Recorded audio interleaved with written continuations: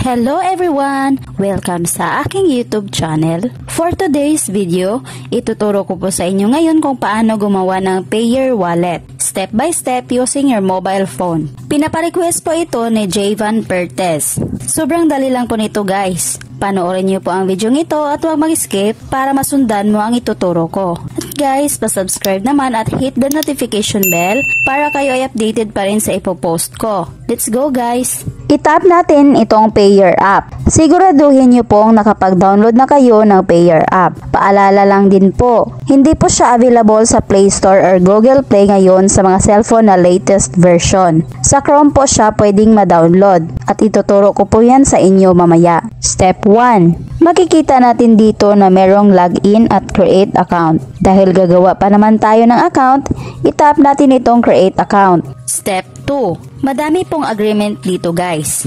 Kung gusto niyo pong basahin ito, scroll mo lang ito pababa.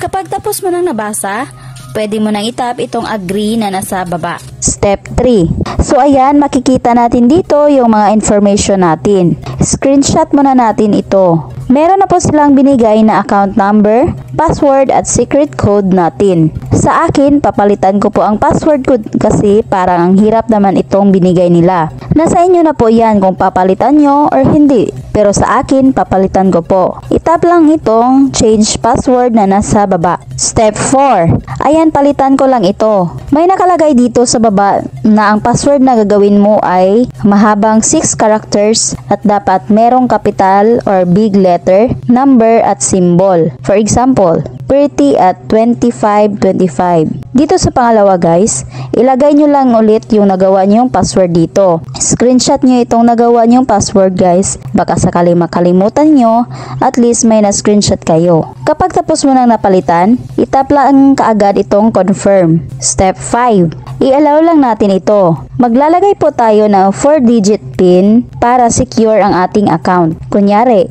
may gustong mag-open sa account nyo, kapag sakaling hanapan siya ng PIN, hindi niya ito ma-open. Pwede ding birth year yung ilagay nyo dito like 1993, 2004 or birth date at edad. Kayo na bahala anong numero ang ilagay nyo dyan. Siguraduhin nyo hindi nyo makakalimutan. Kapag tapos ka na, pwede mo nang itap itong create code. Step 6. Dito guys, para daw madali mo lang ma-open itong Payeer account mo, pwede na gamitin ang fingerprint nyo. Pwede ka din namang mag-skip dito, pero sa akin lalagyan ko po. I-tap lang itong Enable Touch ID.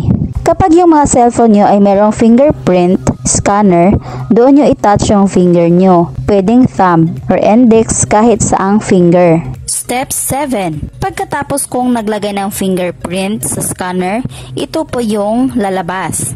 Pipili ka kung anong theme yung gusto mong ma-display sa account mo. Ito bang light color or itong dark?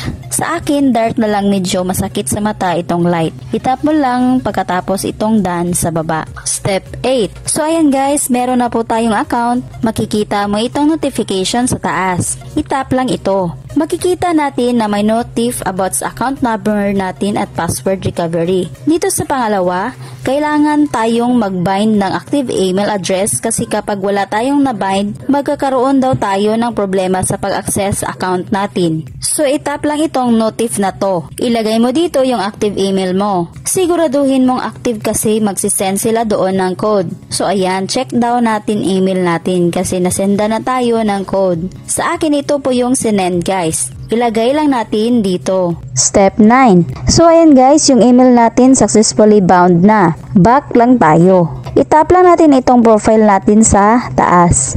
Makikita natin dito yung account number natin. Account type, registered na po ang account natin. Dito sa pangatlo, yung date ng pag-register natin. Dito naman sa contact information, nakabound na yung email natin. Dito sa pangalawa, kailangan natin mag-bind ng number. Itap lang ito guys. Siguraduhin nyo pong may load kayo na pang-call. Kasi may i-call ka dito. So ilagay nyo lang number nyo dito. Pagkatapos, itap ang continue. So dito, may nakikita tayong number na i-call daw natin. Kapag na-receive na daw call natin, ibalik ka dito at itap lang itong confirm at mag-successful na yan. Dito naman sa panghuli, itong apps. Maglalagay tayo ng Telegram account natin. Kapag wala naman kayong Telegram, pwede mo nang hindi yan lagyan. Sa akin, maglalagay ako.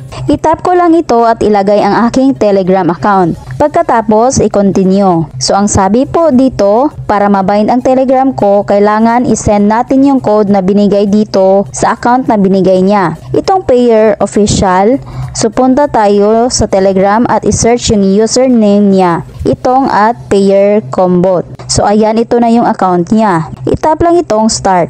I-send yung code na binigay. So, ayan, sabi niya, correct yung code at itap ang confirm. So, ayan guys, successfully bound na po yung Telegram ko. So, ganun lang po siya kadali gawin guys. Hindi mo na kailangan pang magpakita ng mga ID or kung ano pa yan. So, paano nga ba ito i-download? Punta ka sa iyong Chrome. I-type ang Payer Wallet, APK at i-search. Pagkatapos, scroll mo lang ito konti at makikita mo ito. At itap mo lang ito. So ayan, makikita mo dito si Payer. I-tap mo lang ito at i-download at hintayin. So ganun lang kadali guys. Dito na lang po tayo guys. Sana nakatulong ako sa inyo at doon din sa nagpaparequest nito. Sana natulungan kita. Thank you for watching. God bless you everyone.